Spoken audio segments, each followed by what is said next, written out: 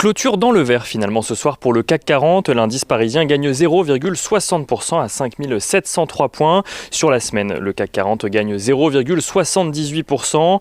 Les investisseurs qui attendent des nouvelles avancées concrètes en matière de plan de relance aux États-Unis, alors que les discussions au Sénat sont actuellement centrées sur le procès en destitution de Donald Trump.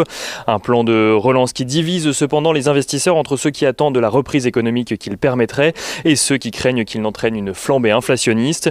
On notera également aux États-Unis que le gouvernement Biden a réalisé une nouvelle commande de 200 millions de vaccins auprès des laboratoires Pfizer et Moderna, tandis que la ville de New York permet une réouverture partielle de ses restaurants. Sur le front des relations commerciales entre la Chine et les États-Unis, Joe Biden et Xi Jinping se sont entretenus hier par téléphone pour la première fois.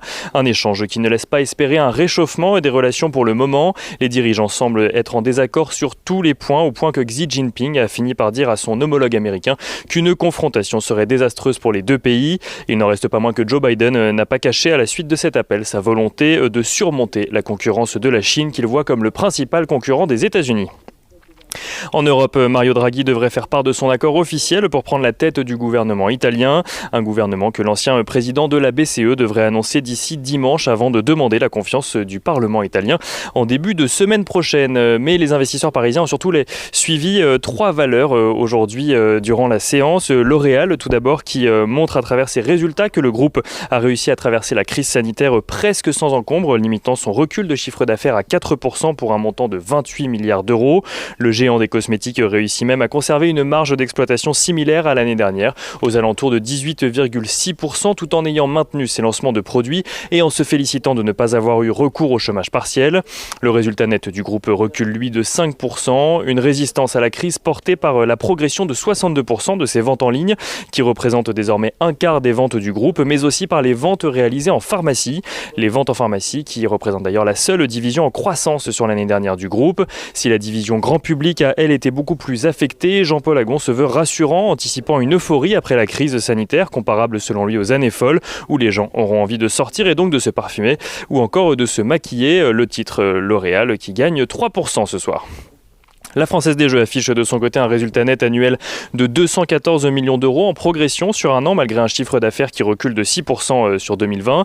L'entreprise, qui a été affectée comme beaucoup d'autres durant les 6 premiers mois de l'année en lien avec la crise sanitaire, a vu ses ventes se redresser légèrement au second semestre, portées notamment par la réouverture des compétitions sportives et donc des paris sportifs associés. Française des Jeux qui gagne un peu plus de 3% à la clôture ce soir. Et les investisseurs parisiens ont également suivi Eutelsat qui gagne un peu plus de 6% à la clôture ce soir, alors que l'entreprise relève ses prévisions de chiffre d'affaires pour son exercice décalé 2020-2021 qui se terminera fin mars. À Wall Street, les investisseurs ont découvert les résultats de Walt Disney, qui a publié donc des résultats trimestriels supérieurs aux attentes, portés notamment par sa plateforme de streaming Disney+, qui a contribué à contrebalancer l'impact de la crise sanitaire qui a conduit à la fermeture des parcs à thème et au report de plusieurs sorties cinématographiques. Le chiffre d'affaires de Walt Disney qui recule tout de même de 22% au quatrième trimestre à 16,25 milliards de dollars.